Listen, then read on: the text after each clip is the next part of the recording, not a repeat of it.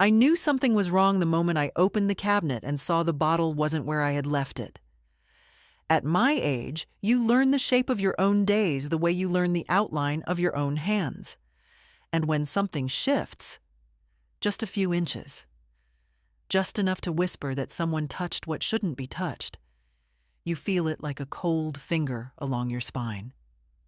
My heart medication was gone, not misplaced, gone. And the silence of the kitchen felt heavier than its absence. Dana called it an accident. She said it lightly, too lightly, as if my pills were no different from a spoon she'd dropped behind the counter. "You probably forgot you finished the bottle, Margaret," she told me, her voice all warm sugar over something harder. "At your age, it happens." She didn't meet my eyes when she said it. She rarely does. And when she finally looked up, it was with that soft smile she uses when she wants me to feel like a guest in my own life. I didn't argue. I've lived long enough to know that the loudest person is not always the one who wins. Sometimes the truth grows slowly, like a bruise, darkening underneath the skin before anyone else can see it. So I nodded, and I thanked her for stopping by, and I folded the small tremor in my hands beneath the table where she couldn't witness it. She hovered a moment, as if checking the room for something she might have missed, then kissed my cheek with lips too cool for someone so young. After she left, I sat alone at the table, listening to the kettle clicking as it cooled. I told myself not to jump to conclusions. Of course things go missing. Of course I forget sometimes. But forgetting feels a certain way. It has a texture, a softness. This felt sharp, intentional. A piece moved on a board I hadn't agreed to play on. I tried to rest that afternoon, but my body kept reminding me of its need for those pills, the faint heaviness in the ribs, the pulse working harder than it should. I counted the hours, then the minutes, waiting until the pharmacy reopened. It's only 3 blocks from my house, a quiet walk I know by heart, though lately I've had to slow at the corner where the pavement dips. When I reached the counter, the pharmacist greeted me with that gentle kindness people reserve for the very young or the very old. I suppose I fall into one of those categories now. "I need a refill," I told her. "My medication seems to be missing." She typed something, her brows pulling together. "Missing? But Ms. Hale, it was canceled." "Canceled?" The word didn't make sense at first. "No, dear, I didn't cancel anything." She turned the screen a little, not enough for me to read, but enough for me to see the timestamp glowing in bright blue. "It was canceled through the online portal 3 days ago." 3 days ago, Dana was here. She had come by unannounced, insisting on helping me organize my kitchen cabinets. She'd moved things I didn't ask her to move. She'd lingered over that same drawer longer than it should take to straighten a stack of napkins. 3 days ago. I felt the room tilt slightly, not from weakness, but from clarity. A quiet, unwelcome clarity. Still, I thanked the pharmacist, promised I'd look into it, and walked home slowly, carrying each step like a secret. I didn't want to believe anything yet. Belief is a dangerous thing. Once it forms, it doesn't leave you the same. Back in my kitchen, the late sun lay across the table in thin, fragile lines. I sat down, folded my hands, and let the truth settle beside me. Not full, not final, but present enough to keep me awake longer than I preferred. I watched the light fade until the room grew dim, and only then did I finally stand, feeling a little older than I had that morning. Dana came by the next morning with a bag of groceries she hadn't asked whether I needed. She does that often now, arriving with things I never requested and calling it help. I've learned that when someone insists on being indispensable, It is rarely for your benefit." She set the bag on the counter with a bright cheerfulness that felt rehearsed, her bracelets chiming like tiny warnings every time she moved her hands. "I thought you might be low on a few things," she said, placing apples in a neat line as if my kitchen were a showroom. "You looked tired yesterday. Did you rest?" I watched her, the way she avoided looking at the cabinet where the medicine should have been. "I slept enough," I answered. "But I went to the pharmacy." Her fingers tightened on an apple before she forced her smile back into place. "Oh? Was everything fine?" "They said the refill had been canceled," I said quietly. I wanted to see her reaction more than I wanted any explanation.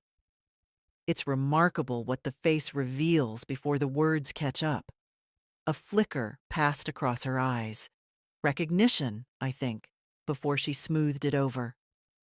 "Oh, Margaret," she sighed, stepping closer.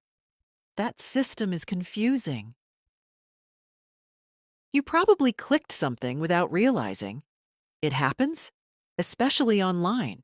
Especially, well, she gestured vaguely, the way young people do when they want to mention your age without saying the number. "But I'll help you manage it. We don't want any mix-ups." "We." She always says we when she means I. I told her I'd appreciate that, and sat at the table while she bustled around the room, opening drawers she didn't need to open, moving boxes that didn't need moving. She narrates her movements as if talking to a child, explaining, instructing, patting the air between us like she's soothing a nervous animal. "I'm just trying to give you some structure," she said once. Structure. As if my life were sagging and she had come to shore it up. The truth is simpler. She likes to see what she can control. When Michael came after work, he kissed my forehead and said I looked pale. He always means well, that's the trouble. Good men with soft heads have been the undoing of many women before me. He asked if I'd been taking my medication regularly, and Dana stepped behind him with a look that said she had already written the answer for me. "She's been a little confused," Dana murmured. "I think she forgot a few doses. It's normal at her age." Michael's face softened with that worried sympathy that breaks my heart more than any insult could. "Mom, you should let us help more," he said. "There's no need to do everything alone." I nodded because arguing would only make me look like the thing Dana was trying to paint me as. Fragile, forgetful, slipping. I have never slipped a day in my life. I've grieved, I've aged, I've slowed, but my mind still holds its shape. Yet the more she repeated her little stories, the misplaced mug, the phone I supposedly left in the refrigerator, the appointment she swore I forgot, the more Michael accepted them as truth. They were too small to defend, too harmless to confront. That's how these things start, with details too trivial to fight for.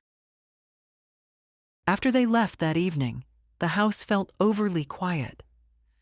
I sat by the kitchen window watching the dusk settle over the street, that gentle blue hour when everything softens. I thought of my husband, how he used to rest his hand on mine when I worried. "People show you who they are in small ways," he used to say. Not in speeches, in footsteps. I remember that now. And I think Dana has been showing me her footsteps for quite some time. I made myself a cup of tea, though it tasted dull the way tea does when something heavier is on your mind. I wrote down the day's events in a small notebook I keep tucked behind the bread box. Not because I doubt myself, but because I know others will. I noted her words, her movements, the exact minute she hesitated when I mentioned the pharmacy. When I closed the notebook, the night had deepened. The house seemed to exhale around me. I sat there for a while longer, listening to the quiet, letting it settle over me like a shawl that had been worn by many years. Then I turned off the light. By the end of that week, the heaviness in my chest had grown familiar, almost like an old visitor returning uninvited. Not dangerous yet, just persistent enough to remind me that something in my routine had been disturbed. When your body depends on a thin white pill to keep its rhythm steady, even a missed dose feels like someone tugging a thread inside you. Each morning, I sat at the table and waited for the first minutes of the day to tell me how well my heart intended to behave. I kept notes now, quietly, carefully. I wrote the date, the time Dana arrived, the drawers she opened, the tone she used when speaking of me in the third person while I was still in the room. I wrote how many pills remained. I wrote the moment I noticed the bottle sitting at a slightly different angle, as if it had been disturbed and then returned too quickly. These details look small when written down, but living inside them is another matter. A life can unravel from the smallest seams. Michael came on Thursday evening with a bag of takeout, his attempt at being attentive. He always brings too much food, as if hunger could be fixed by quantity. "Mom, you didn't sound yourself on the phone," he said, setting the dishes out like he used to when he was a boy trying to impress me with burnt toast and jam.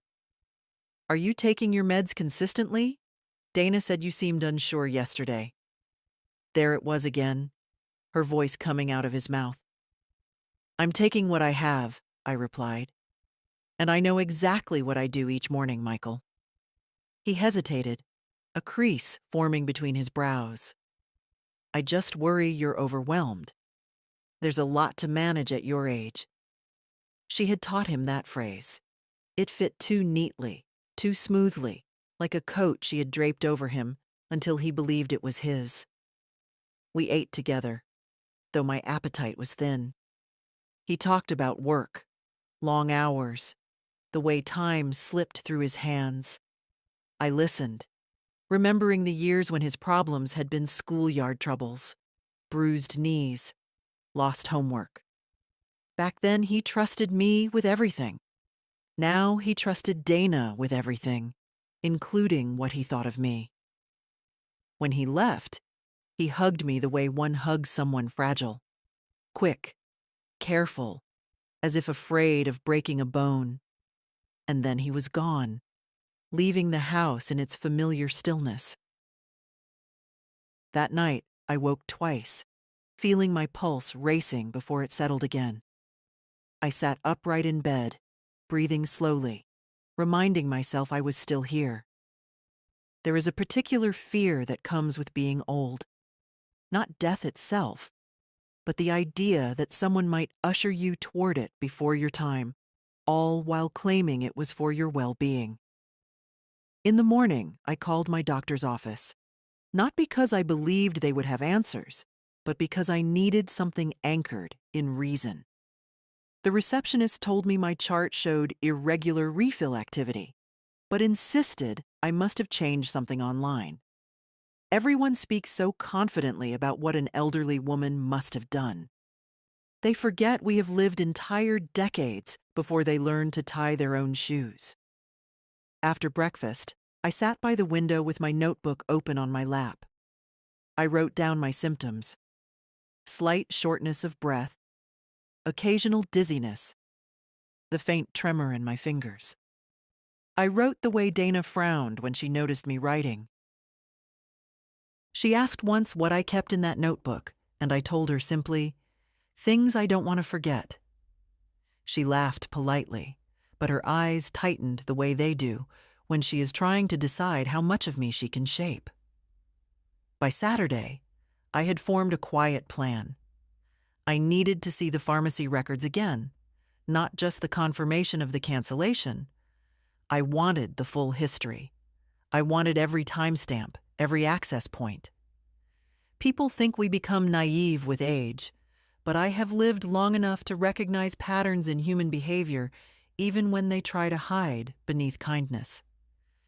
Before leaving the house, I checked the medicine cabinet once more. The bottle sat there, too full, too untouched. Dana had brought a new one to help me stay on track, though the pharmacy insisted no refill had been issued. I unscrewed the cap and counted each pill one by one. Then I wrote that number in my notebook, closed it, and slipped it in my handbag. The sky was overcast as I walked to the pharmacy. The air smelled like rain that couldn't decide whether to fall. I moved slowly, steadying myself on the railing by the crossing. The pharmacist recognized me as soon as I stepped inside. Her kindness made my throat tighten more than any worry had. "I think I need to see the log," I told her. She nodded, not asking why, and I stood there waiting, feeling the breath in my chest shift, knowing the truth was finally beginning to take shape. The pharmacist led me to the small consultation room in the back, the one with soft chairs and a print of wildflowers on the wall, as if gentleness could soften whatever was spoken inside.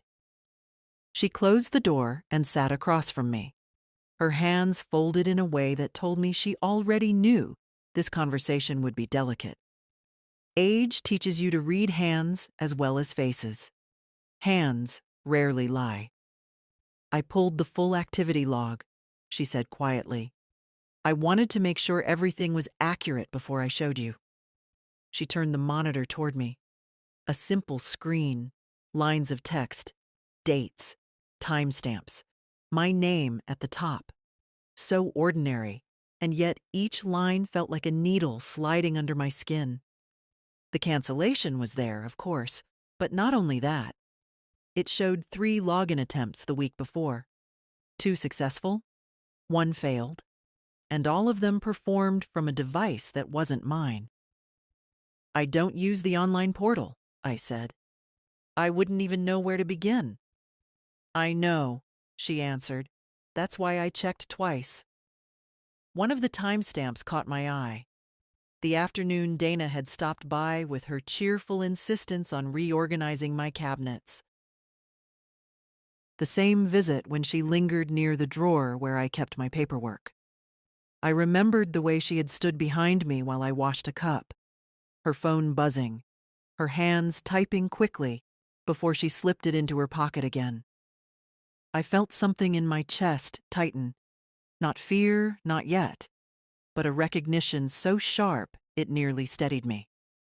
I thanked the pharmacist, asked for a printed copy of the log, and placed it carefully in my handbag. For a moment, I just sat there, breathing in the faint scent of alcohol wipes and paper. The world didn't change, but the way I saw it did. When I walked home, the air felt heavier, the sky low with a gray that pressed close to the roofs. I moved slowly, not from weakness, but from purpose. Age doesn't take everything. It leaves you a certain clarity, a way of seeing people without the fog of hope.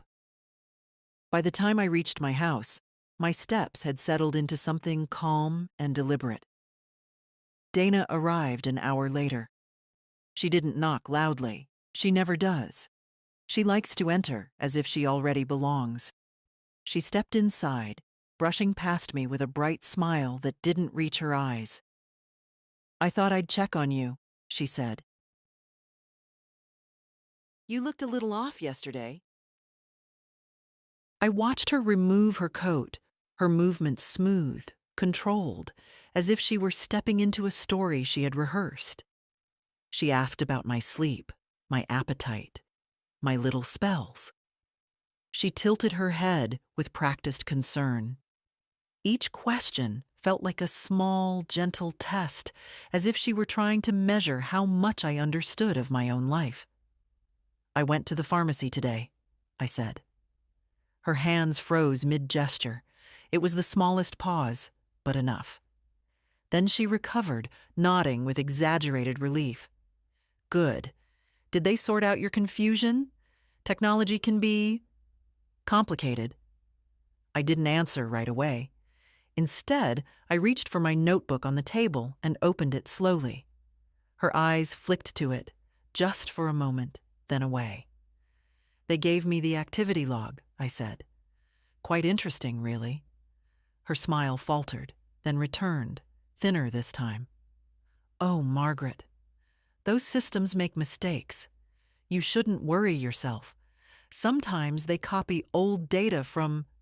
She kept talking, but her words blurred into a soft, meaningless hum.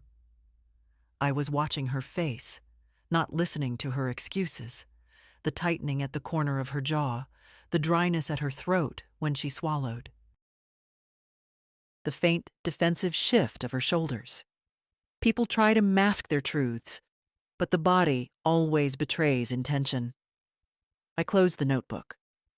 I know what I do and don't do, I said, and I know what I would never do. Silence settled between us, thin as paper but sharp as glass. Then, just as quickly, she laughed. A too bright sound. You're overthinking things. Michael worries you're stressed, and I agree. Maybe you should let us take on more decisions, just until you feel steadier. There it was, the offer disguised as care. A step toward dependence she would call support. I felt a strange calm then, as if something inside me aligned. The truth was no longer gathering, it had arrived. After she left, I sat at the table and spread the printed logs before me. I traced each timestamp with my finger, the way one might follow the stitches of a wound. The light faded slowly outside, drawing long shadows across the page. I knew then that understanding was no longer enough. I would have to act, and act carefully. But that would come in time. For that evening, I allowed myself a moment of stillness, letting the quiet of my own home settle around me like something reclaimed. The kettle clicked as it cooled, and I listened to it until the sound dissolved into the evening air. Michael called the next morning before I'd even finished my tea. His voice had that worried softness he uses when he isn't sure whether he's checking on me or checking on what Dana told him to check. Mom, Dana said you seemed unsettled yesterday. Is everything all right? Unsettled? She chose her words carefully, as she always does. They sound harmless until you realize they're little seeds planted to grow into doubts about your mind. I've seen that strategy before. Years ago, when my sister-in-law wanted control over my father-in-law's finances. It starts with a tone, then a suggestion, then a story told twice until it becomes truth for those who want to believe it. I'm perfectly aware of myself, I told him, more aware than some might like. He gave a soft laugh, the kind that tries to smooth over discomfort. No one's questioning you, Mom. We just want to help. Sometimes help is just a prettier word for intrusion, but I didn't say it. Instead, I told him I was fine, and that I'd call if I needed anything. He accepted that, or pretended to, then hung up with a sigh that lingered in my ear long after the line went quiet. The house felt heavy that morning. The light coming through the windows looked worn, tired, as if even the sun hesitated to stay too long. I moved slowly through the rooms, letting my fingers brush the furniture. I needed to feel something steady, something untouched by other hands. When I reached the medicine cabinet, I opened it with more care than usual. The bottle stood exactly where I'd placed it after counting the pills. I checked the seal again. I counted again. Nothing had changed, but my trust had shifted. That mattered more. Around noon, Dana appeared without warning. She didn't even pretend this time. No groceries, no bright greeting. Just a quick step into the doorway and a glance at the table, at my notebook, sitting beside my reading glasses. Her eyes paused there a fraction too long. Margaret, I was in the neighborhood, she began, though she lives 20 minutes away. I thought I'd check on you. How are you feeling today? Steady enough, I answered. And you? She smiled, but the corners of her mouth were tight. "You know, Michael worries. He said you sounded confused about your medication again."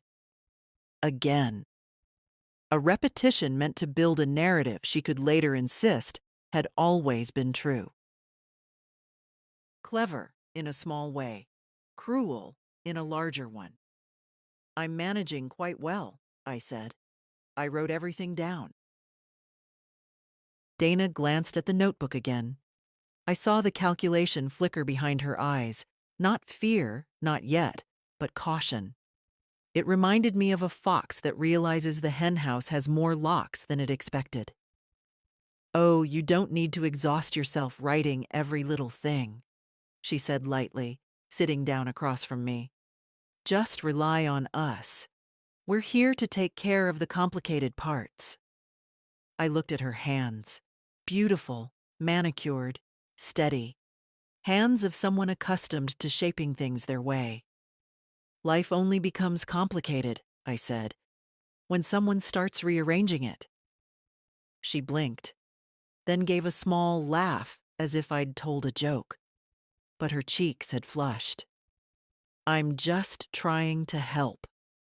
Michael thinks it would be easier if he handled your prescriptions from now on." Handled.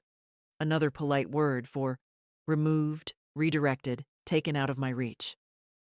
"I've taken care of myself for many years," I replied. "I intend to continue doing so." She shifted, restless now. She looked toward the cabinet, then back at me. "Margaret, if you're struggling, you can tell us. There's no shame in admitting when things are slipping." Slipping. That was the word she wanted. A word that could later be repeated to doctors, to pharmacists, to anyone who might wonder why an old woman's medicine kept disappearing. But I didn't rise to the bait. I simply folded my hands on the table like someone with nothing to hide. "I know exactly what is happening in this house." A silence stretched between us, thin and brittle. Then she stood quickly, smoothing her coat. "Well, if you need anything, call me, or call Michael. Please don't try managing everything alone." She left too quickly, almost tripping over the threshold. When the door closed, I opened my notebook and wrote down every detail. The color of her cheeks, the tremor at her wrist, the way her eyes darted to the cabinet. Writing steadied me. It reminded me that truth recorded is truth protected. Later, as the sun lowered itself behind the houses across the street, I sat with a warm blanket around my shoulders and let the quiet settle in. I didn't feel frightened. Not anymore. Awareness has a strange way of strengthening a person, even an old woman with a tired heart. I poured myself a glass of water and held it a moment before drinking, watching the light catch on its surface. I knew things now that couldn't be unwritten. I woke the next morning with a heaviness in my limbs that wasn't quite illness, but wasn't peace either. It was the weight of knowing too much and not being able to say it yet. Silence has a texture when you're older. It presses on your ribs, asking you to decide whether to break it or carry it a little longer. I chose to carry it. I wanted to see more. People reveal themselves fully only when they believe you aren't watching. I moved slowly through the house, checking the cabinet first. Everything was exactly as I had left it. That, in itself, was unusual. Dana usually found a reason to stop by after any moment that might have unsettled her. When she didn't appear by mid-morning, I understood. She was regrouping, planning. A person like Dana never leaves a loose thread unattended. I made tea and sat by the window, watching the neighbor's dog trot up and down the walkway. Small, steady things are a comfort at my age. The street was quiet except for a delivery truck and the distant hum of a lawnmower. Nothing dramatic, nothing dark. And yet the stillness around me felt like the pause before someone speaks a truth they don't wish to say aloud. Around noon, I heard footsteps outside. Soft, hesitant. A moment later, the doorbell rang. Not Dana's sharp, confident press. A single, tentative one. When I opened the door, she stood there with a container of soup she claimed she'd made for me. Her face was overly bright, eyes quick and searching. She was looking for signs. Fear, confusion, surrender. I made sure she found none. "I thought you could use something warm," she said, stepping inside without waiting for an invitation. "You didn't sound yourself this morning when Michael called." "I sounded like someone who had just woken up," I replied. At 76. Mornings come slowly. She laughed politely, but watched me with careful eyes. "I'm glad you're resting. You've been scattered lately." There it was again. That subtle rewriting of my reality, her voice dipping gently into the cracks she hoped to widen. But I stayed still, letting her attempt slide off me like water. She moved toward the kitchen, glancing around the way one checks a room after suspecting something has shifted. Her gaze landed on my notebook for half a second, quick but not quick enough to hide her discomfort. "I've been tidying," she offered. "Maybe I should help you keep track of things. Medication, appointments, just until you feel more centered." "I feel centered now," I said. She paused, then placed the soup on the counter with an overly careful gesture. "Michael thinks you're overwhelmed. He worries you're trying to manage too much." I watched her hands. They were steady today. Too steady, in fact. Performatively calm. "Michael worries because you tell him there is something to worry about," I said softly. Her head snapped up, just a fraction, and I saw the irritation she tried so hard to keep tucked away. "I'm only trying to help," she said. "You're making this harder than it needs to be." Harder for whom? I wondered. But I didn't ask. Instead, I walked to the cabinet and opened it, letting the door swing wide so she could see the bottle, the notebook beside it, the order of things she had once believed she controlled. I didn't accuse her. I simply let the truth sit between us, quiet and patient. Her jaw tightened, but she smiled. "You know, Margaret, if you ever start forgetting again, we should talk about having Michael take over." "I haven't forgotten anything," I answered. "Not one thing." For the first time, she didn't reply. She just turned, picked up her purse, and left the soup untouched on the counter. After the door closed, I sat at the table and breathed slowly until the room settled around me again. Not from fear, no, from certainty. Something in her expression had shifted today, a crack in her confidence. And through that crack, I could finally see the shape of her intentions more clearly. I wrote everything down, every gesture and glance, and when my hand began to ache, I rested it on the table and looked at the small circle of light on the floor where the sun had slipped through the blinds. The truth was no longer hiding. The next morning, I woke with a kind of resolve that didn't rush or shout. It simply settled over me the way dawn settles over a quiet street. Soft, but unmistakable. My heart felt steadier, not because my body had improved, but because my mind had reached a place of clarity that fear can no longer disturb. Awareness is its own medicine, I suppose. I dressed slowly, choosing the coat with deep pockets. I slipped my notebook into one, my reading glasses into the other. Then I walked to the pharmacy again. Not because anything new had happened, but because truth deserves to be handled in full light, not in glimpses. I wanted to see every entry, every action someone had taken in my name. The pharmacist recognized me right away. Her face softened with concern, but she didn't treat me like someone fragile.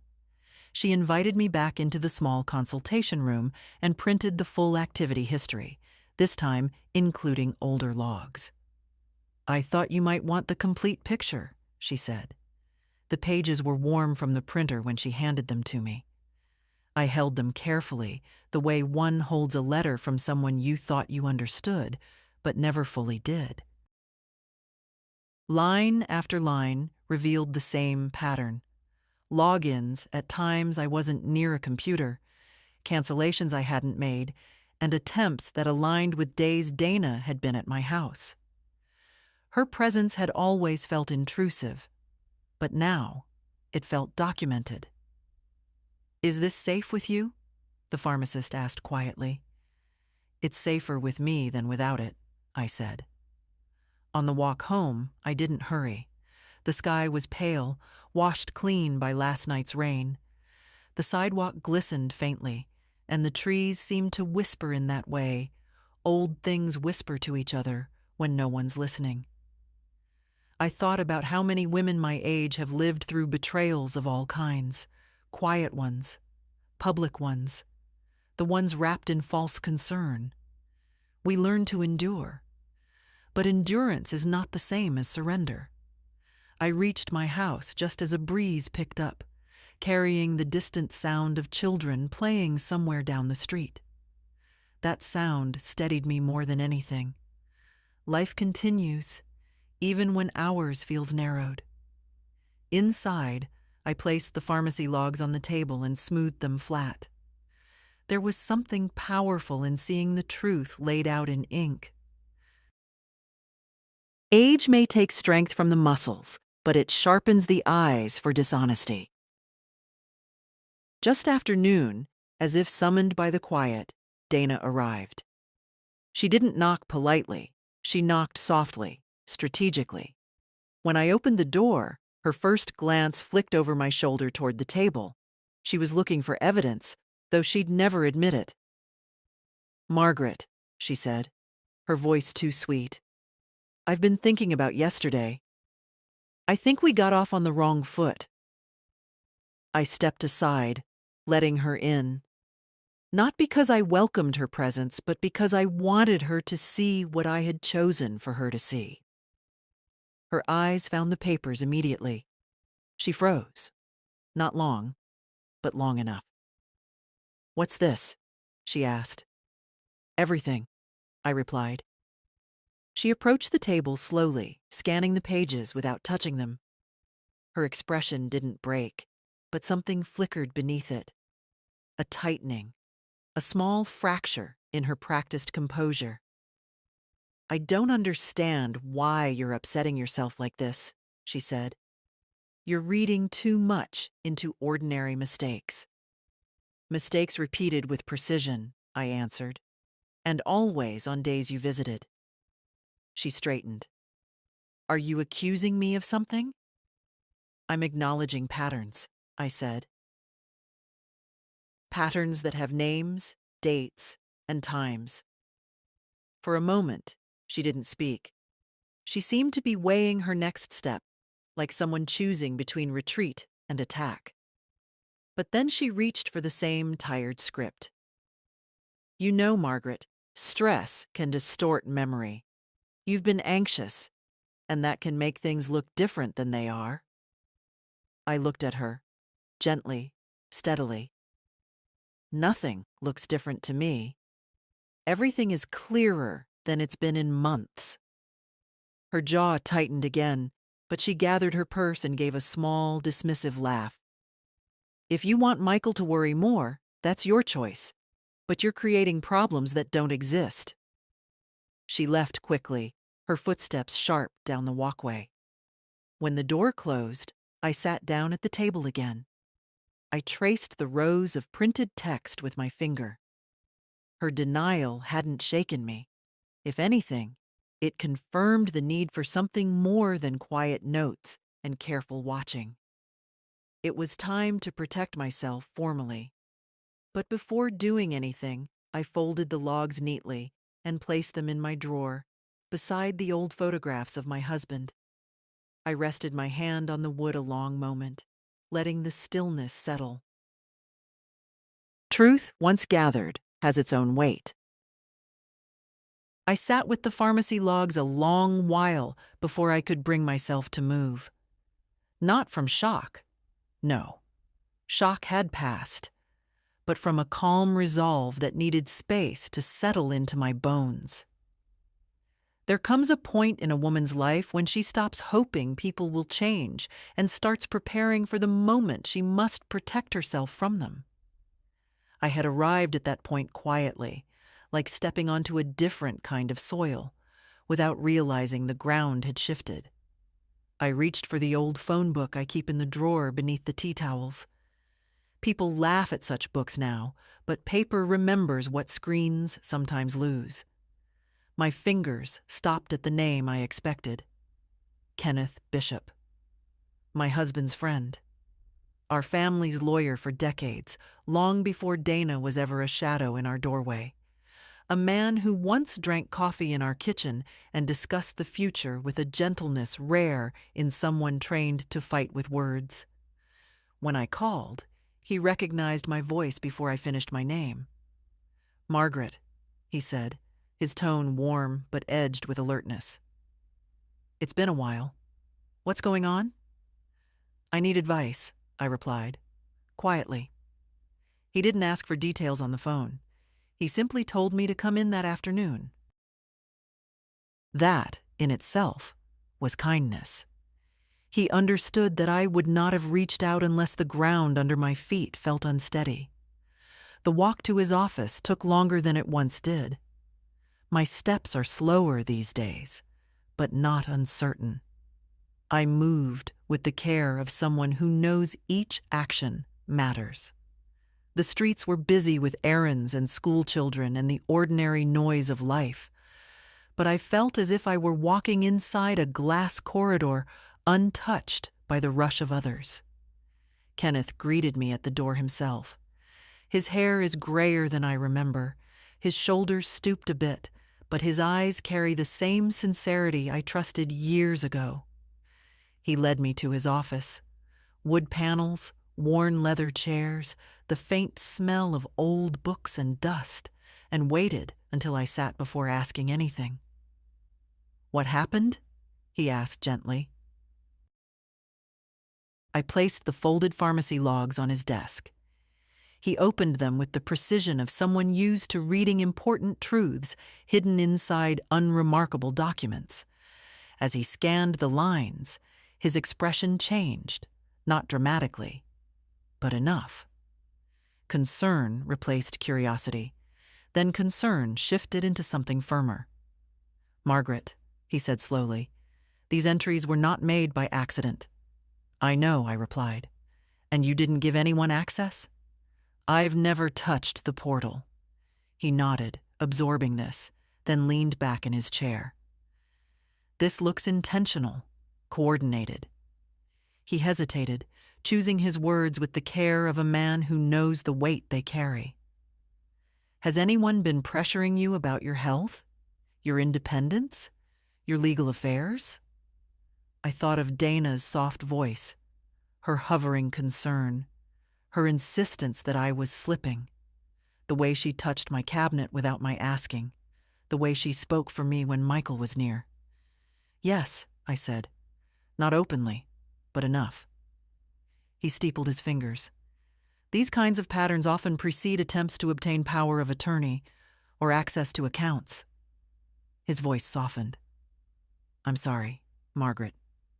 "I'm not," I said. "At least not anymore.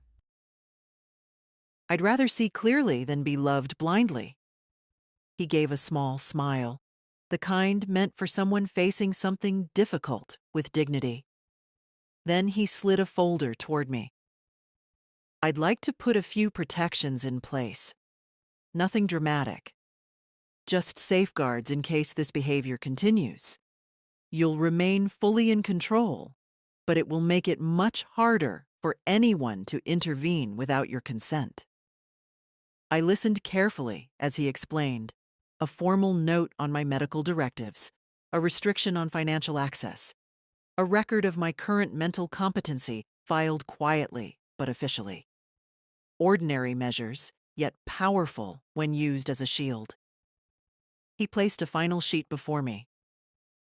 "And this," he said, "documents that you sought legal support today. If anything escalates, we'll have a record that you were aware and proactive." My hand didn't tremble as I signed. There was no fear left in it. When I walked out of his office, the world looked the same. Cars passing, people talking, leaves blowing down the sidewalk. But I felt different. Less alone, more anchored. Age may bring frailty, but it also brings a kind of inner steel that cannot be stolen. At home, I placed the signed documents beside the logs in my drawer. Then I rested my hands on the cool wooden surface and let myself breathe. I had shifted the balance, quietly. The following days passed in a quiet that felt almost deliberate, as if the house itself were holding its breath. I moved through my routines: tea in the morning, a slow walk around the yard, a bit of dusting in the late afternoon. But everything felt sharper, more defined. Awareness does that. It turns each gesture into something observed, something noted, something held up to the light. Dana didn't come by for 2 days. That alone told me more than any visit could have. She was calculating, pulling back just enough to appear innocent, waiting to see whether I would reveal what I knew or retreat into the uncertainty she had been trying to cultivate around me. But I didn't call, and I didn't stumble. I simply lived, quietly, with purpose. On the 3rd day, as I finished folding laundry, I heard her car door close outside. Her footsteps approached, slower than usual, almost cautious. When I opened the door, she stood there with a tight smile, holding a basket of folded towels I knew hadn't come from my home. "I thought I'd help with the linens," she said brightly. "You mentioned the other day that they were too heavy to lift." "I don't recall mentioning that," I answered. Her smile thinned. "Well, you must have. I remember clearly." But the certainty in her voice was brittle. She stepped inside, her eyes skimming the room, looking for anything out of place, anything she could interpret as evidence of frailty. She walked toward the cabinet again, pausing in that subtle way she thought I didn't notice. I watched her reflection in the glass of the framed photo on the wall, her shoulders tightening, her fingers brushing the edge of the door. "Don't open that," I said gently. She froze, hand hovering, then lowered it with an awkward laugh. "I was just checking that everything's organized. You know how easily things get mixed up." "Nothing is mixed up," I replied. "I've been keeping track." Her eyes flicked toward the table, toward the small stack of papers I hadn't bothered to hide. Not the full set, just enough to suggest that I no longer lived in the fog she wished to place around me. She swallowed, a small, dry sound. "Margaret," she began, choosing her tone carefully, "Michael and I have been talking. We really think it's time we helped more formally. Maybe we should handle your medications. Make sure they're taken properly." Properly. As if I were a child unable to lift a cup. "I've already put new measures in place," I said. "From now on, any changes to my prescriptions require my presence." Her face stiffened. "What do you mean, measures?" "Safeguards," I said simply. "On my accounts, on my medical records." She stared at me, and for the first time, the mask slipped. I saw irritation, real, unfiltered, flash across her features before she swallowed it again. "You went to a lawyer," she said, not asking, but accusing. "I went to someone who understands how to protect an old woman's autonomy," I replied. She stepped back slightly, as if recalculating. "You think we want to hurt you? Michael loves you." "I love you." I looked at her, this young woman with steady hands and shifting eyes, and felt a strange sadness. Not fear, not anger, just the quiet ache of realizing someone had chosen control over kindness. "I believe you love what you think I can give you," I said. "But love for me? No.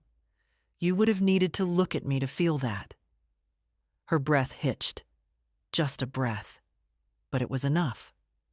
She set the towel basket down too hard on the table, forcing a smile. "You're making this complicated.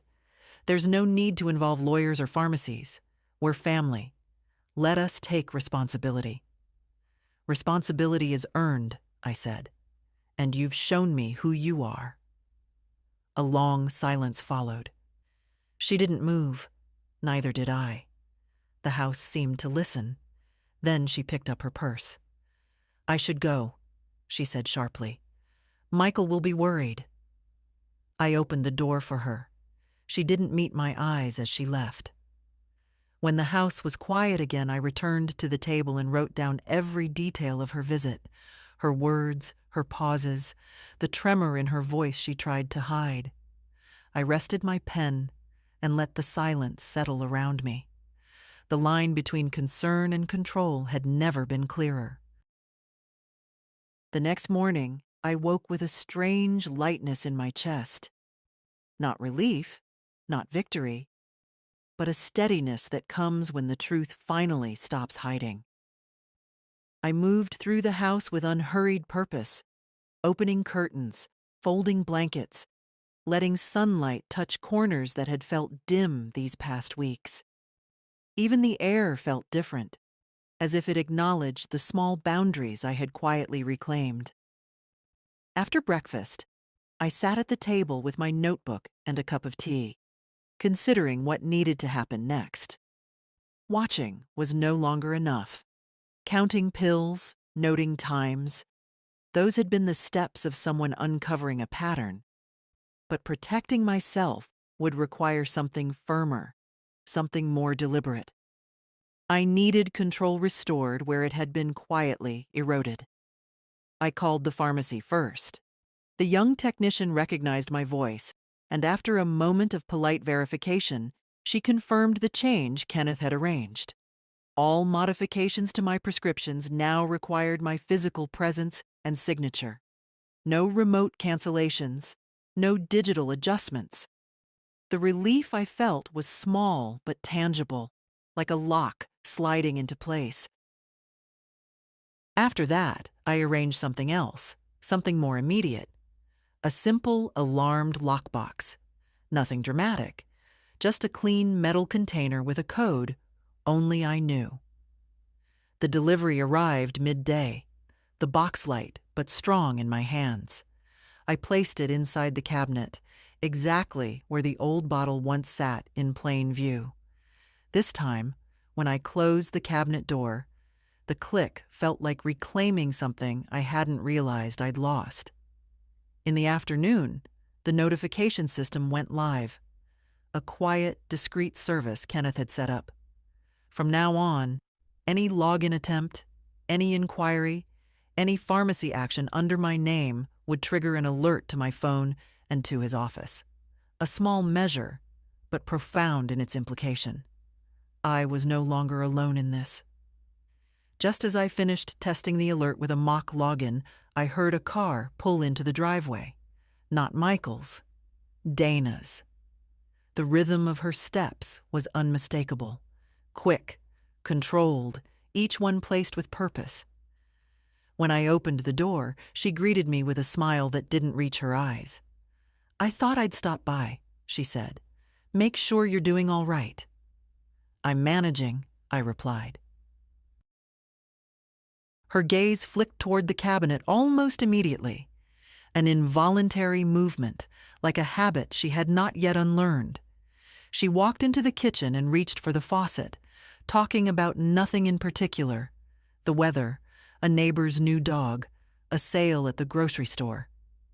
It was the talk of someone trying to sound casual, while her eyes kept sliding toward the place where she believed vulnerability lived. "Do you need help organizing your medication this week?" she asked, with exaggerated gentleness. I know it's been confusing with the changes. There's no confusion, I said. Everything is secure now. The word secure caught her attention. She turned slightly, her smile stiffening. Secure? What does that mean? It means things are no longer left out, I replied, or accessible to anyone but me. Her eyes narrowed, just a breath, before she smoothed her expression. Margaret, you don't trust me? Trust? Such a large word, especially coming from someone who had treated my life like a set of drawers needing rearrangement. I trust what people show me, I said softly, not what they insist I should believe. For the first time, she didn't bother masking her irritation. It rose like a thin heat beneath her voice. You're making things more difficult than they need to be. Michael thinks. He thinks what you tell him, I interrupted gently. Her mouth opened, then closed again. She reached for the cabinet out of instinct, and when her fingers brushed against the new lockbox, she froze. It was as if she'd touched a boundary she hadn't expected. What's this? She asked. A measure, I said. For my safety. She stepped back, her face pale with something between anger and surprise. You're being paranoid. I'm being careful, I said. There's a difference. For a moment, she seemed at a loss. No script ready, no practiced expression to lean on. Then she gathered her things abruptly and announced she had errands to run. When she left, the house felt lighter again. I sat with my tea, listening to the quiet clock on the wall. I felt older, yes, but not weaker. Awareness had become something like armor, and for the first time in many weeks, I felt the smallest pulse of peace move through me, gentle but sure. 2 days passed without a single visit from Dana, which in itself was a message. Silence can be a retreat, but it can also be preparation. I didn't wait to discover which one it was.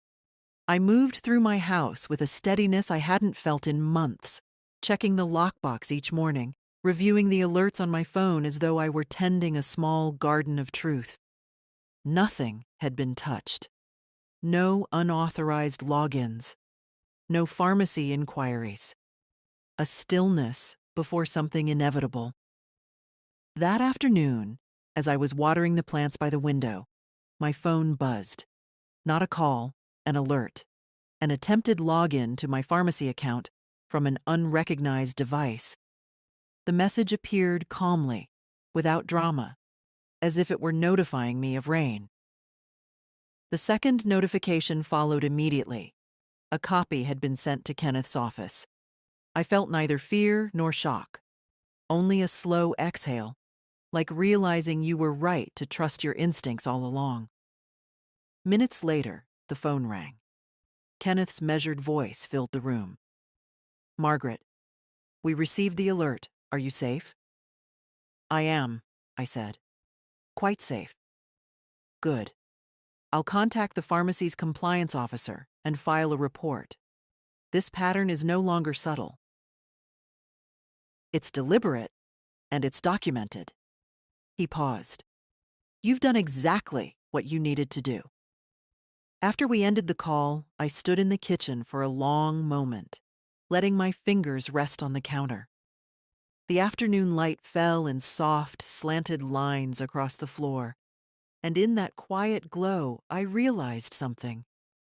I wasn't bracing anymore. I was witnessing.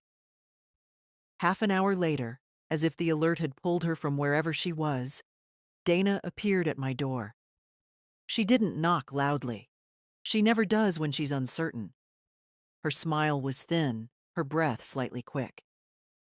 I was nearby, she said, stepping inside. Thought I'd check on you. I nodded, neither inviting nor resisting. She glanced around the room as though expecting something to reveal itself. Have you been feeling dizzy? She asked. Michael said you sounded off yesterday. I sounded exactly as I meant to, I replied. Her eyes sharpened. Well, if you're struggling, we can take over the medication entirely. It might be safer. Safer for whom? I asked, my voice quiet but unshaken.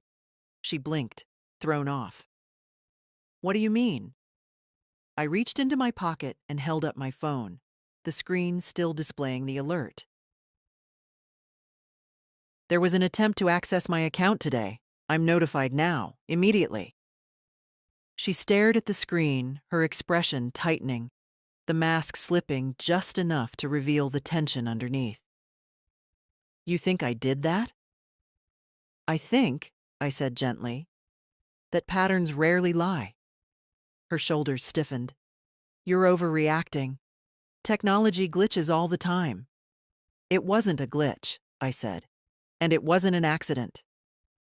For a moment, silence wrapped around us like a thin sheet of ice. She pressed her lips together, then muttered something about errands and hurried out the door, her footsteps sharp, betraying the calm she wanted me to believe. When she drove away, I sat down at the table and wrote everything in my notebook. Her arrival, her fear, her denial, her too quick exit. My handwriting was steady, steadier than it had been in weeks. The truth, once protected, grows stronger. Kenneth called early the next morning. His voice was calm, but beneath it, I could hear the firmness of someone who had drawn a line on my behalf. Margaret, he said. The pharmacy's compliance team reviewed the alert. They confirmed the login attempt was unauthorized. I've filed the report. A social worker will reach out to you today. I thanked him, though the words felt small compared to the steadiness he had given me these past days. After the call, I sat for a while with my hands around a warm cup of tea, letting the steam brush my face. Age teaches you to appreciate heat in the smallest forms. Tea, sunlight, honesty. By mid-morning, the social worker, a woman named Rachel, arrived. She was in her 40s, with kind eyes that didn't skim over me as if looking for frailty. She sat at the table, listened without interrupting, and studied the logs and my notes with a seriousness that made me feel seen rather than evaluated. You've been documenting this thoroughly, she said. That makes a significant difference. I had to, I replied. People stop believing older women when things go missing. They assume it's the mind, never the environment. She nodded. Unfortunately, that's true. But what you've gathered is clear and intentional. The word hung in the room, steady and undeniable. She explained that the report would move forward, not aggressively, but formally. Safeguards would be recommended. My medical chart would note that interference had occurred. Orders would be documented. Every step from now on would leave a trace. As she spoke, I felt no triumph, only a quiet return of something I hadn't felt in months. Dignity. Not given, not asked for. Restored. After she left, I walked to the living room and opened the curtains wide. Light flooded in, bright and unapologetic.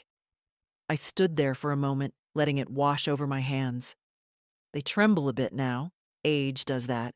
But they still remember how to hold truth steady. Late in the afternoon, Michael called. His voice was tight, uneasy.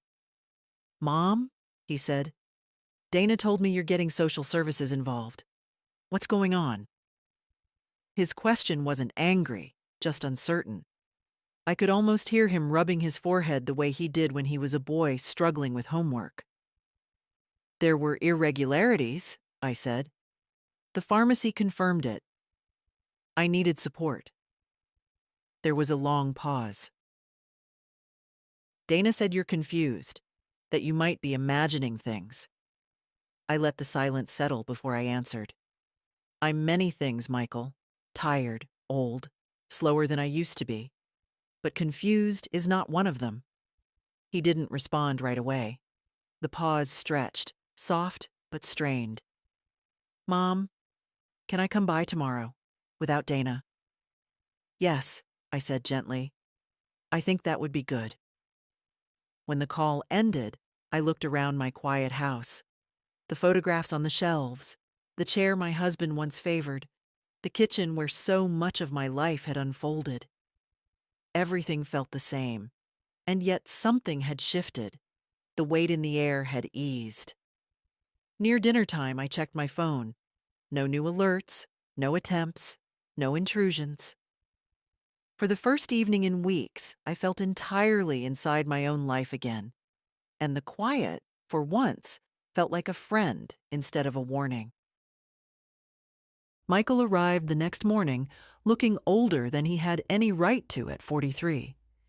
He stood on the porch with his hands in his pockets, shoulders slightly rounded, as if unsure whether he was welcome. When I opened the door, he gave me a smile that didn't hide the worry in his eyes. "Mom," he said softly. "Come in, Michael." He stepped inside and looked around, as though trying to see the house through my eyes. His gaze lingered on the table, on my notebook, on the papers stacked neatly beside it. He swallowed. "Dana said things are complicated." "They are," I replied, "but not in the way she told you." He sat down slowly, waiting for me to speak. I poured us tea, the simple ritual grounding me. When I finally sat across from him, the morning light brushed across his face, and for a moment, I saw the boy he used to be, the one who came running to me with skinned knees and secrets too big for his small pockets. "Michael," I said, "I want you to listen without interrupting. Not because I'm angry, but because the truth needs space." He nodded, eyes lowered. I told him everything, not dramatically, not accusingly, just plainly, the way truth prefers to be told. The missing pills, the pharmacy cancellations, the timestamps, the login attempts. The way Dana shifted my belongings, shaped stories about my forgetfulness, spoke for me when I was perfectly capable of speaking myself. I watched his face change, confusion, disbelief, then a slow, painful understanding. When I finished, he pressed a hand to his forehead. "Why didn't you tell me sooner?" "Because you wouldn't have believed me," I said gently. "And because she worked hard to make sure you wouldn't." He closed his eyes. "She said you were slipping, that you misplaced things, that you got confused easily." "I know," I replied, "and you wanted to believe her. It's easier to trust the person who speaks the loudest in your daily life than the one who speaks the quiet truth." He shook his head, eyes shining. "Mom, I never wanted you to feel alone." "I didn't feel alone," I said. "Not once I understood what was happening, but I did feel dismissed." He winced at that. "I'm so sorry." I reached across the table and placed my hand over his. My fingers trembled slightly, not from weakness, but from emotion, long held in restraint. "Michael, love doesn't mean we notice everything. It means that when the truth finally arrives, we don't turn away from it." He nodded slowly, his grip tightening around my hand. After a long pause, he asked, "What happens now?" "Nothing dramatic," I said. "There are protections in place. The pharmacy and the lawyer know. A social worker has documented the situation. I'm safe." "And Dana," he whispered. "That's for you to decide," I replied. "But decisions made in the dark tend to harm everyone. You deserve to make yours in full light." He sat back, staring at the table as though seeing his life from a new angle. The silence between us was not heavy. It was honest. "Mom," he said finally, "I want to hear everything she never let you say." So I told him, quietly, without bitterness. And as I spoke, I felt the room shift, not because the past had changed, but because the truth had finally found its listener. When he left that afternoon, he hugged me tightly, not the careful hug meant for someone fragile, but one filled with recognition. For the first time in a long while, I felt understood. The days that followed felt quieter, though not in the uneasy way of earlier weeks. This quiet had weight, direction. It was the hush that comes when truth has stepped into the room and refuses to leave. I moved through my routines with a steadiness that surprised even me. My heart beat calmly. My steps felt sure. And the house, my house, seemed to exhale with me. Michael called each evening. Not rushed calls from his car or whispered ones from the living room, while Dana hovered in the background, but full, unhurried conversations. He asked questions gently, trying to understand not just the events but the slow erosion that had preceded them. He apologized often, too often, and I reminded him every time that apology is not what I needed. Awareness was enough. On the fourth day, he arrived again, alone. His shoulders were straighter this time, his expression more resolute. He sat in the same chair as before, looking around my kitchen as if seeing it, truly seeing it, for the first time in months. "I spoke to Dana," he said quietly. I nodded and waited. "She denied everything at first," he continued. "Said you were confused, said you were manipulating the situation, said the lawyer had frightened you into imagining things." He paused, his jaw tightening. "But when I showed her the logs, she froze. And then she got angry. Really angry. I've never seen her like that." I listened without interruption. Women my age learn that silence can be its own truth-telling force. "She said you were trying to destroy our marriage," he added. "She said you were turning me against her." "And what did you say?" I asked. "I said I was finally seeing what I should have seen months ago." His voice cracked, just slightly. "I told her trust is earned, and she hasn't earned it." He looked down at his hands, unable to meet my eyes. "I'm staying with a friend for now. I need space to think." "That's wise," I said gently. "Clarity needs room." He let out a slow breath, as if releasing something that had been lodged under his ribs. "Mom, I should have seen it. I should have listened to you sooner." "You're listening now," I replied. "That's what matters." He nodded, swallowing hard. "The social worker called me too. She said there are formal steps being taken. Protective measures." His eyes finally met mine. "Will you be all right with all of this? Truly all right?" "I already am," I said. "I've been living in the dark with my eyes wide open. Now there's light. It may hurt at first, but it's still light." He reached across the table and took my hand again, not with the caution of someone afraid I might break, but with a son's steady recognition. "I'm here," he said. "For real this time." After he left, I stood at the window and watched him walk to his car. His steps were slow but certain, like a man beginning to rebuild the ground beneath him. I felt no triumph, only a quiet ache, because endings, even necessary ones, carry their own small sadness. But beneath that sadness was something else, something steadier. A sense that the truth had finally placed its hand on the table between us, saying, "Here, this is where you begin again." I turned back to the kitchen, to the hum of the refrigerator, the warm light pooling on the floor, the simple familiarity of my own breath. And for the first time in a long while, I felt the house return to itself. The house was quiet the next morning, but it was a different kind of quiet than the one that had pressed on me weeks before. This quiet had space in it. Breath. a kind of stillness that didn't demand fear or caution, only acknowledgement. I sat at the table with my tea, watching the steam curl upward like a soft ribbon rising into the morning light. For the first time in a long while, I felt my heartbeat settle into a steady, familiar rhythm. Around noon, Rachel, the social worker, returned for a final visit. She carried a folder, her expression calm but purposeful.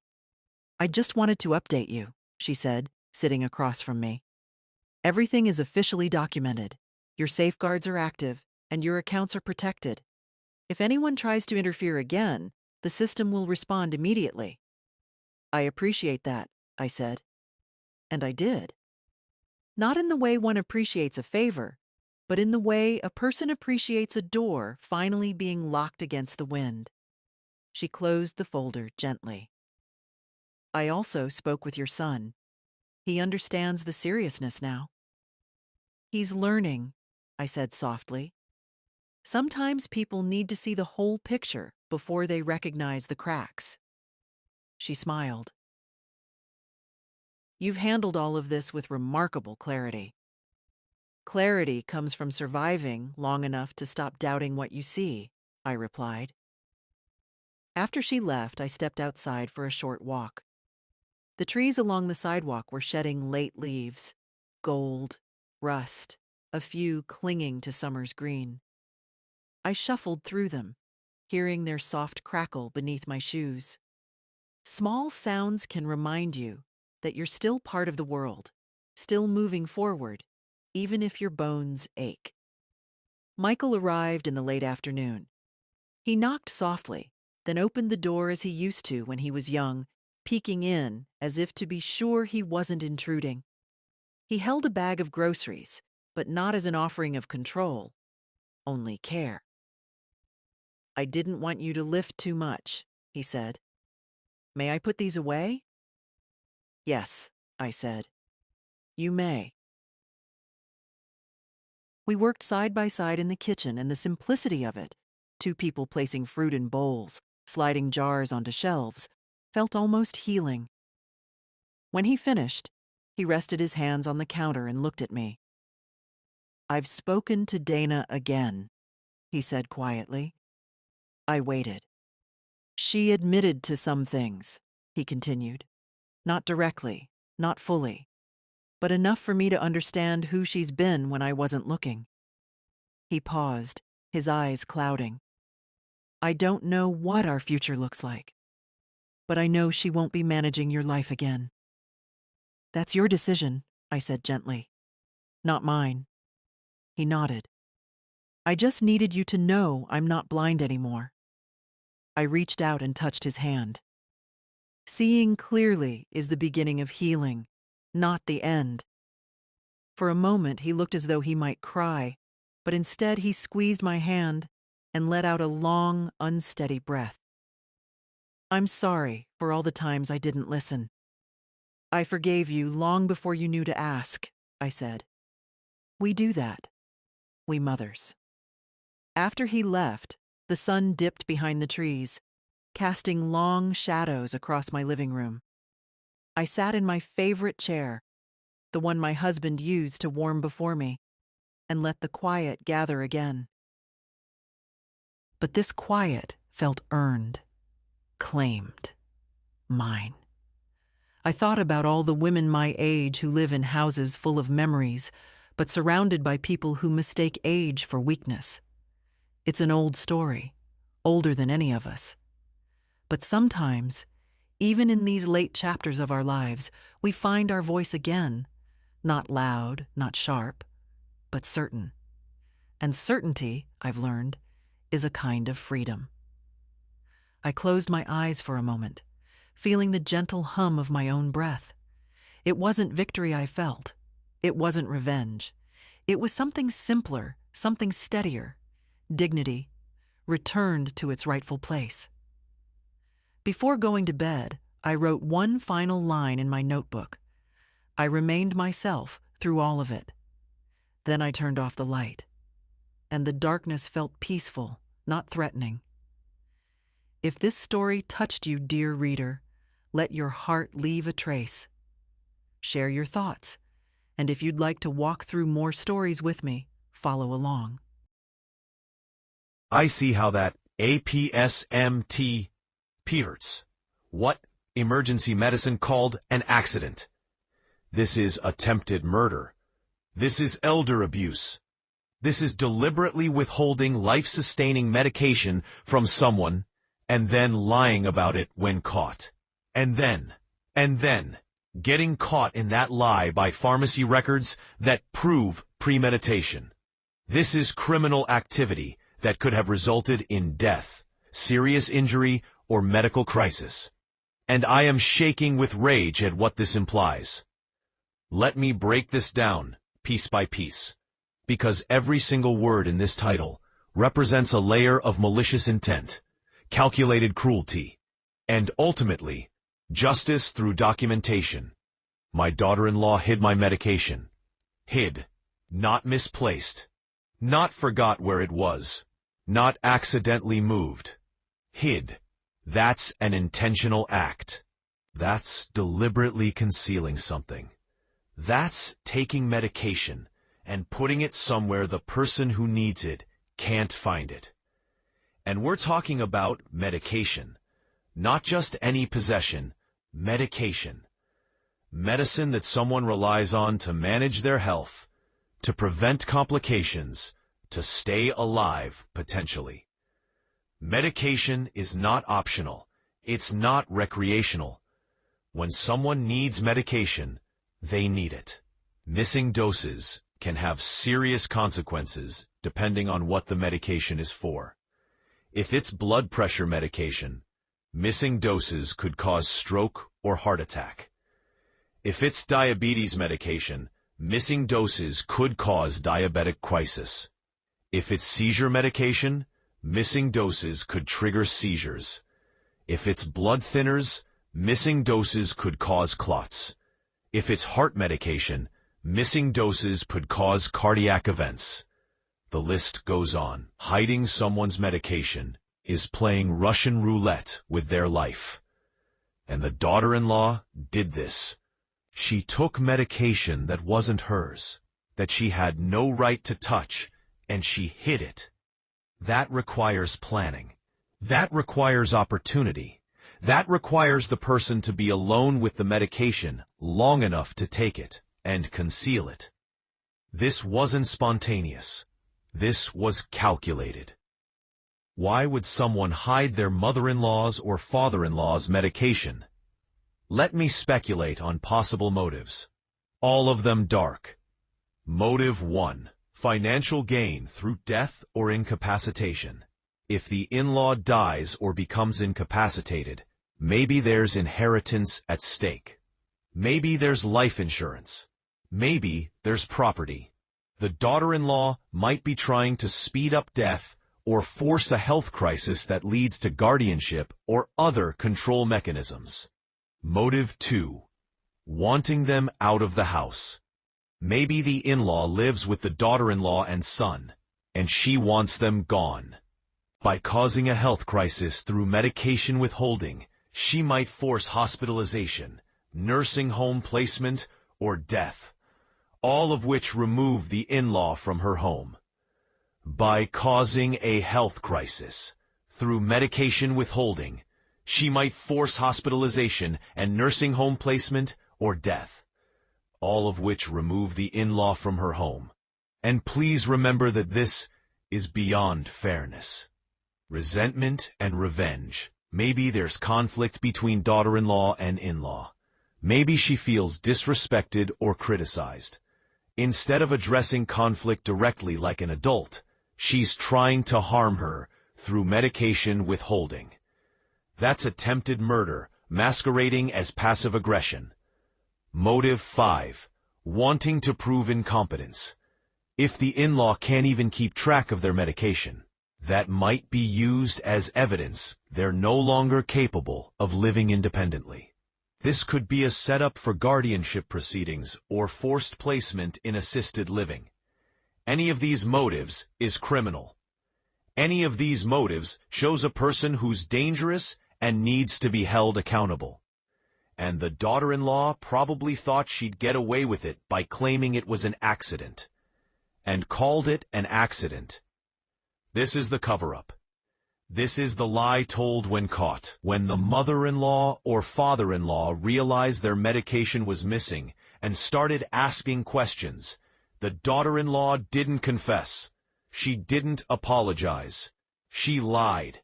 She called it an accident. What does that even mean? Oh, I accidentally hid your life-saving medication in a place you'd never find it? That's not how accidents work. Accidents are knocking over a glass of water. Accidents are forgetting to relay a message.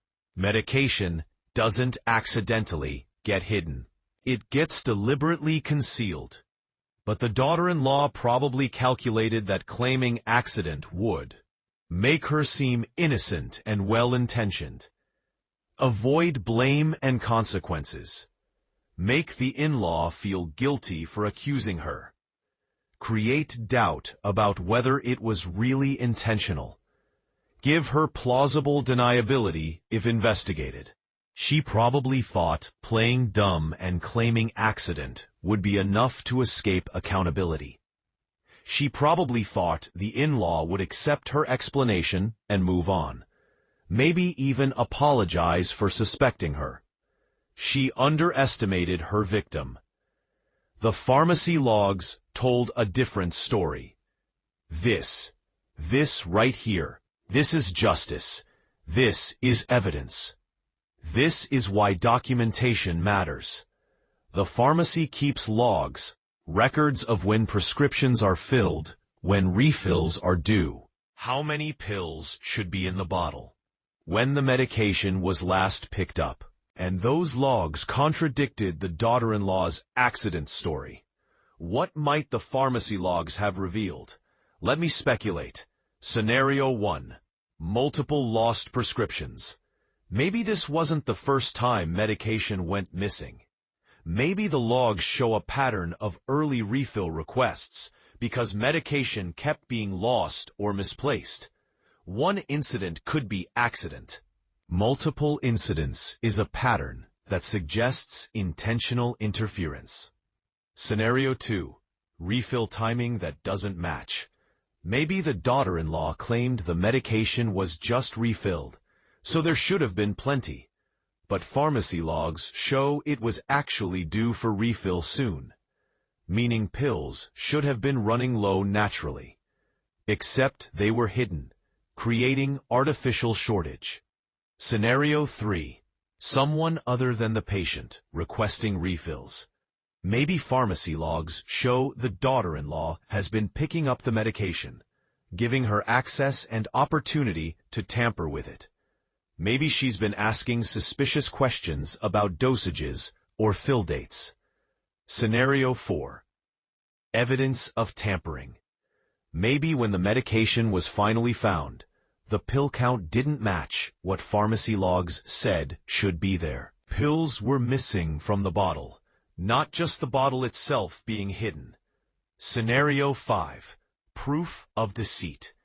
Maybe the daughter-in-law told one story to the family, but pharmacy records show she told a different story to the pharmacy when trying to get early refills or when asking questions about the medication.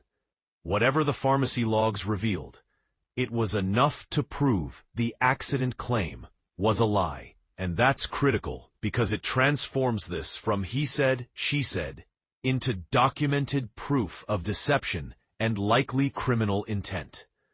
Let me talk about pharmacy records as evidence, because this is important for anyone dealing with medication tampering or elder abuse. Pharmacies keep detailed records. Date and time prescriptions are filled. Who picked up the medication if recorded. Quantity dispensed. Refill history. Any communications or notes about the prescription. Insurance or payment records. Any reported issues or concerns. This creates a paper trail that can corroborate or contradict someone's story. If someone claims the medication just ran out, but pharmacy records show a full month's supply was dispensed 3 days ago, that's proof of lying. If someone claims, "I didn't know they needed it," but records show they picked it up themselves, that's proof of lying. The mother-in-law or father-in-law in this story was smart. They didn't just accept the accident explanation. They went to the pharmacy and got the records. They investigated. They gathered evidence. That's taking control and building a case, rather than just being a passive victim. Now, let's talk about what probably happened after the pharmacy logs proved the daughter-in-law was lying, because that's when things get serious. Legal consequences. Depending on jurisdiction, deliberately withholding medication can be charged as elder abuse, assault, attempted murder, manslaughter, reckless endangerment, criminal neglect, fraud if she lied to get control of medication, medical documentation. The in-law probably went to their doctor and reported what happened. This creates medical records documenting the abuse, which can be used in legal proceedings, protective orders, or guardianship hearings. Family fallout. The son is in an impossible position. His wife tried to harm or kill his parent. How do you stay married to someone who tried to kill your mother or father? How do you maintain both relationships? Living arrangements. If they were all living together, that's over. The in-law needs to get to safety, which might mean moving out, or demanding the daughter-in-law move out if it's the in-law's property. Protective measures. The in-law needs to secure their medication going forward. Lock boxes. Keeping it with them at all times. Not leaving it accessible to the daughter-in-law. Never being alone with her. Criminal investigation. If reported to police, which it should be, there's an investigation. The pharmacy logs are evidence. Maybe there's other evidence. Text messages, search history, financial records showing motive. Let me talk about the emotional impact on the victim, because this is traumatic. Imagine realizing someone deliberately hid your medication. Someone in your own family tried to cause you medical harm or death. Someone you've welcomed into your family, presumably supported and been kind to, betrayed you in the most fundamental way. That's trauma that affects trust. How do you trust anyone again? If your daughter-in-law would do this, who else might? Safety. You don't feel safe in your own home or around your own family. Strong. Every symptom makes you wonder if you're being poisoned or tampered with. Relationship grief. You've lost your relationship with your son's wife. Maybe you've lost your relationship with your son if he chooses her. Identity. Your sense of yourself as a valued family member is shattered. You're not valued. You're a target. Processing this requires therapy, support groups, possibly medication for anxiety or PTSD. This isn't just family drama to get over. This is life-threatening abuse that creates lasting psychological damage.